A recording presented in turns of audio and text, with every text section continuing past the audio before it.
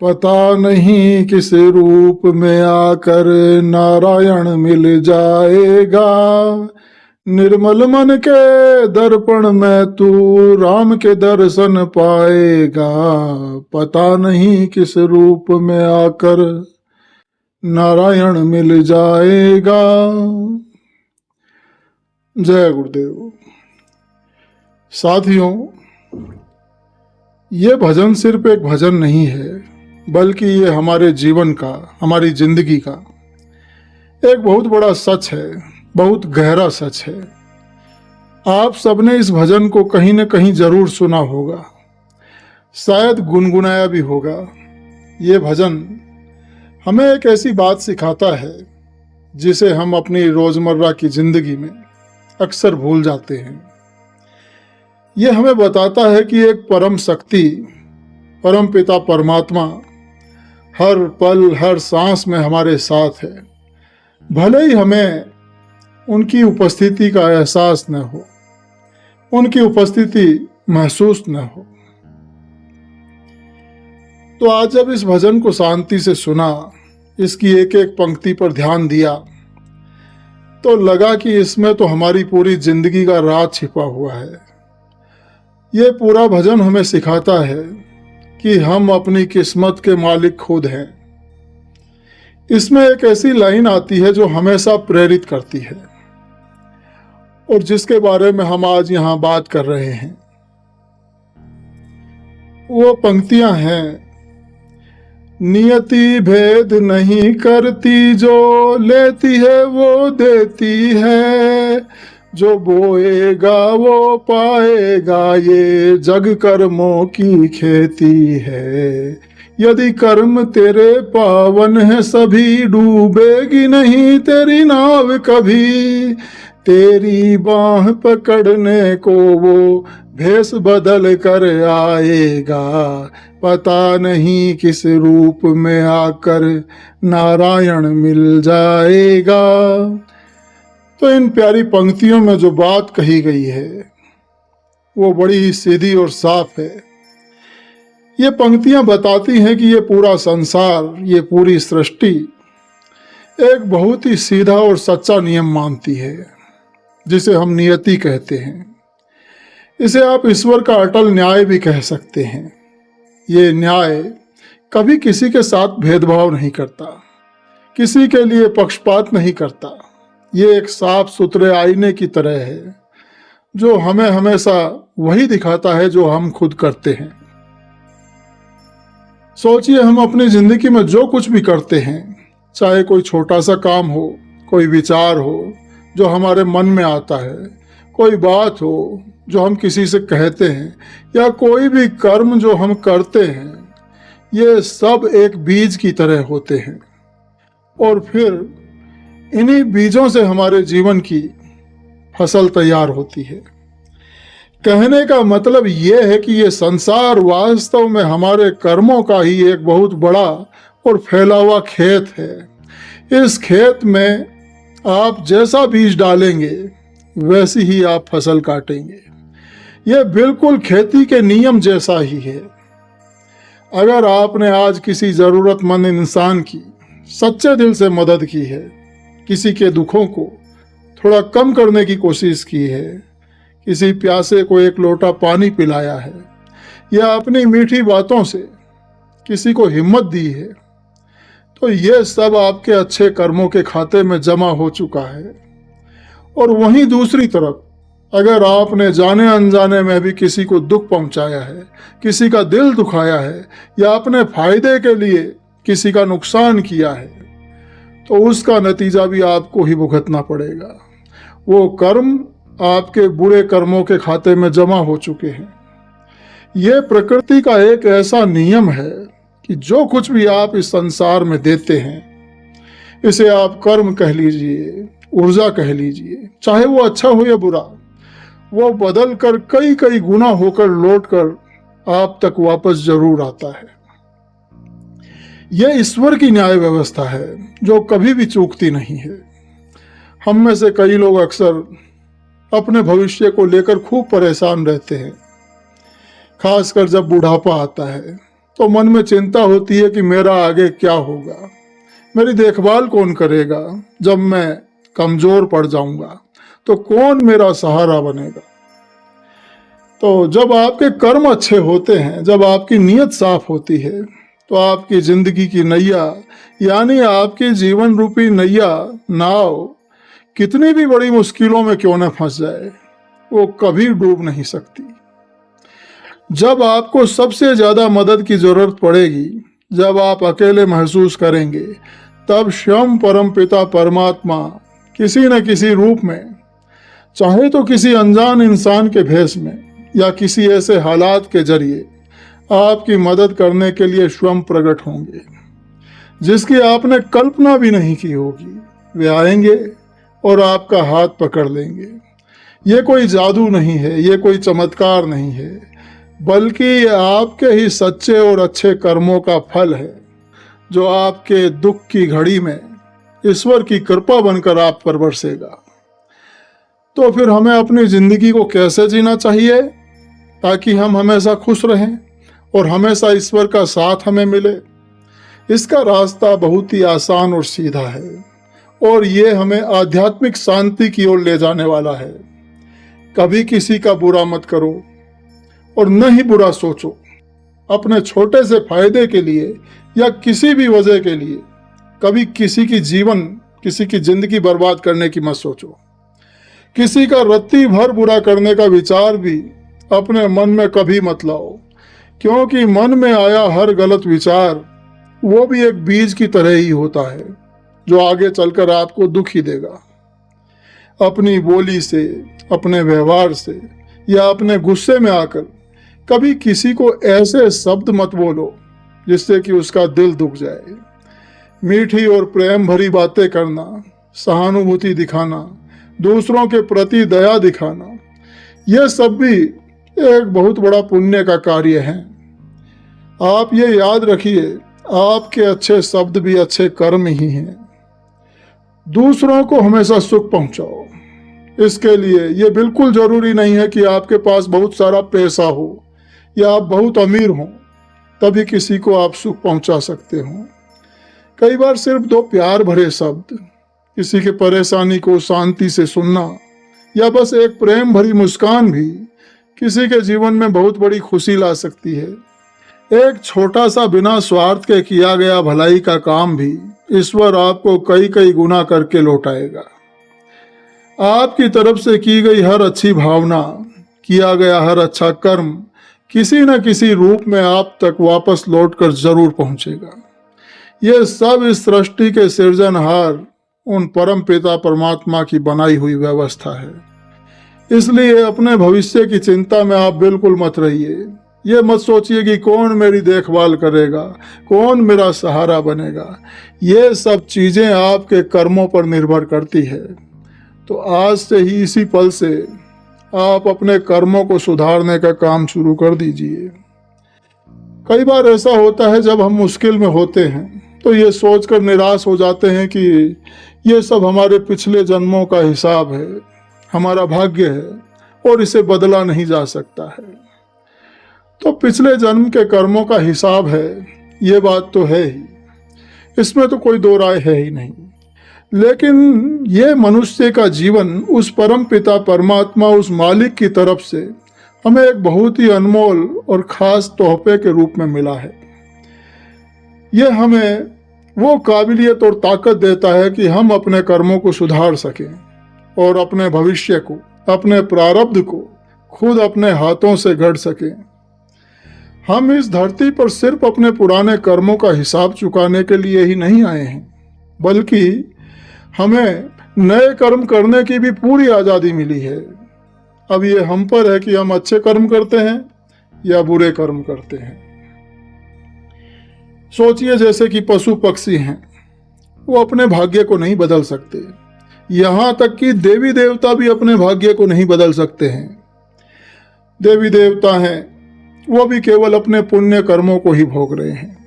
बस देवता हैं, यह अच्छा भोग रहे हैं, उनको केवल भोगना है। उनका समय निकल रहा है, जैसे ही उनका भोग खत्म हुआ कि फिर से वे मनुष्य जन्म में आ जाएंगे। जानवर जो हैं वो अपने बेकार कर्म भोग रहे हैं, लेकिन भोग दोनों ही अपने अपने कर्म ही रहे हैं।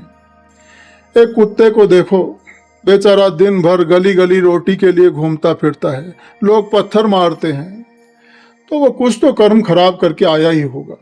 उसी का तो रिजल्ट ये उसे अब मिल रहा है, वो भोग रहा है, केवल उसे भोगना है। हम मनुष्य ही एकमात्र ऐसे प्राणी हैं जिनके पास ये अद्भुत शक्ति है कि हम अपनी समझदारी से नए कर्मों का चुनाव कर सकें, नए कर्म कर सकें, दूसरों की मदद कर सकें और अपने जीवन को और भी बेहतर बना सकें। किसी बेजुबान जानवर को भोजन करा दिया, किसी भूखे को रोटी खिला दी, प्यासे को पानी पिला दिया, किसी गरीब की सहायता कर दी, किसी के चेहरे पर मुस्कान ले आए। ये सब ऐसे कर्म हैं जो आपके नए और अच्छे भाग्य का निर्माण कर सकते हैं और ईश्वर की कृपा का द्वार आपके लिए खोल सकते हैं। अब एक बात और है, वैसे तो देखिए ईश्वर परीक्षा लेते नहीं हैं। जैसे पहले के जमानों में आपने सुनी होगी राजा हरिश्चंद्र की परीक्षा, विश्वामित्र जी की परीक्षा, पर फिर भी हर पल हमारी परीक्षा होती रहती है प्रकृति की तरफ से, भले ही हमें इस बात का एहसास भी ना हो। ये परीक्षाएं कोई बहुत बड़ी या डरावनी नहीं होती हैं, बल्कि ये बहुत छोटी छोटी बारीक परीक्षाएं होती है जो हमारी रोजमर्रा की जिंदगी में हर पल घटित होती रहती हैं। इन परीक्षाओं के जरिए वो ईश्वर, ये प्रकृति, ये देखते हैं कि हम कितने खरे हैं, हम किस चीज के लायक हैं, हमें कितनी सफलता मिलनी चाहिए, हमारी नीयत कितनी साफ है। इसकी परख इन्हीं क्षणों में होती है। तो आइए इसे एक छोटे से उदाहरण से हम समझते हैं। जैसे कि आप अपने घर में अपने बच्चे के साथ बैठे हुए हैं और अपने बच्चे को बड़े ही प्यार से आप काजू कतली खिला रहे हैं, आपका बच्चा भी बड़े मजे से खा रहा है। ठीक उसी समय आपकी परीक्षा होती है। अब परीक्षा कैसे होती है समझिए। आपके पड़ोस में रहने वाला एक छोटा बच्चा अचानक आपके घर के दरवाजे पर आता है। अब उस पल आपकी क्या प्रतिक्रिया होती है? उन क्षणों में आप झट से वो मिठाई की प्लेट छिपा देते हैं, यह सोचकर कि वो बच्चा कहीं काजू कतली न मांग ले, या आप उसे अनसुना कर देते हैं, या फिर आप उस बच्चे को भी प्यार से बुला लेते हैं, अपने बच्चे के साथ बैठाते हैं और अपनी खुशियां और मिठाई दोनों ही खुशी खुशी से उसके साथ शेयर करते हैं। तो अब आप ये बात हमेशा याद रखिए कि प्रभु उस हर पल में आपको देख रहे होते हैं। जब कोई और इंसान आपको नहीं देख रहा होता है, तो जो प्रभु हैं, आपके इष्ट हैं, आपके गुरु हैं, वो हर समय आपको देख रहे होते हैं। जो व्यक्ति ऐसी छोटी छोटी परीक्षाओं में सफल होते हैं, जो अपनी खुशियों को दूसरों के साथ में सच्चे दिल से बांटते हैं, वे ही जीवन में ईश्वर की कृपा और आशीर्वाद पाते हैं। इसी तरह हमारे अपने घर में परिवार के सदस्यों के बीच भी हमारी नियत की खूब परीक्षा होती है। जैसे भोजन परोसते समय, खासकर कोई मिठाई या मेवा वगैरह परोसते समय, आप अपने प्रिय व्यक्ति को ज्यादा परोस देते हैं और बाकियों को कम, या आप सभी को समान भाव से परोसते हैं बिना किसी भेदभाव के। ये सब चीजें, बहुत से लोग ऐसे होते हैं जो अगर एक चॉकलेट भी किसी को, बच्चे को देंगे, तो उस चॉकलेट को ऐसा बांधेंगे उस बच्चे के साथ कि जा मम्मी को बोलना वो खोल के दे देगी, ताकि मम्मी को पता चल सके उसके कि हाँ पड़ोसी ने चॉकलेट दी है 1 रुपए वाली। तो ऐसा उसको बांध कर देते हैं। तो ये छोटी छोटी बातें हमारी नीयत की पवित्रता को साफ साफ दर्शाती हैं। यहां तक कि हमारे घर में जब कोई धार्मिक आयोजन होता है, जैसे कोई कथा भागवत, और प्रसाद बांटा जाता है, तो अक्सर यह देखा जाता है कि घर के मेंबर स्वयं प्रसाद नहीं बांटते, बल्कि किसी दूसरे व्यक्ति से बंटवाते हैं। ऐसा क्यों होता है? ऐसा इसलिए ताकि अपने और पराये के बीच कोई भेदभाव न हो और प्रसाद सभी को समान रूप से मिले, क्योंकि प्रसाद तो ईश्वर का है। ईश्वर हमारी नियत की इस पवित्रता को हर क्षण, हर पल बहुत बारीकी से जांचते रहते हैं। इसलिए साथियों, हमें हमेशा और हर पल सतर्क रहना है। ये बात आप अपने मन में बैठा लीजिए कि मैं हर पल ईश्वर के, अपने गुरु महाराज के, अपने इष्ट के सीसीटीवी कैमरे की नज़र में हूँ। हर पल मुझे परखा जा रहा है और इस परख में मुझे हर हाल में सफल होना है। ऐसा सोचने से क्या होगा? आपके कर्म अपने आप सुधरने लगेंगे। आपके भीतर एक नई चेतना का संचार होगा और फिर धीरे धीरे आपके ईश्वर, आपके गुरु, आपके इष्ट आपको वो सब कुछ देने लगेंगे जिसकी आपने कभी कल्पना भी नहीं की होगी। आपके सामने ऐसे ऐसे सुनहरे अवसर आने लगेंगे, ऐसे काम मिलेंगे जिनमें आप पूरी लगन से मेहनत करेंगे और निश्चित रूप से सफल होंगे। क्योंकि जब तक आप अपनी इन छोटी छोटी परीक्षाओं में सफल नहीं होंगे तब तक आप आगे नहीं बढ़ पाएंगे। जहां आप थोड़ा भी चूके, जहां आप फेल हुए, वहीं पर आपके जीवन की गति कुछ समय के लिए रुक जाएगी। और यह बहुत दुख की बात है कि अक्सर लोग नियत की परीक्षा में फेल हो जाते हैं। उनकी नीयत खराब हो जाती है। छोटी छोटी बातों में भी उनका मन लालच या भेदभाव से भर जाता है। ये कितनी अजीब सी बात है कि घर घर में परिवार के सदस्यों के बीच भी एक साधारण सी सब्जी परोसने में या मिठाई बांटने में भी नियत में खोट आ जाता है। अपने खास आदमी को पनीर का बड़ा टुकड़ा दे दिया, दूसरे को छोटा, या बड़ा गुलाब जामुन अपने प्रिय व्यक्ति को दिया और दूसरे को छोटा दिया। यह सब हमारी नियत की कमी को दर्शाता है। यह दिखाता है कि हम कितने छोटे विचारों वाले हो गए हैं।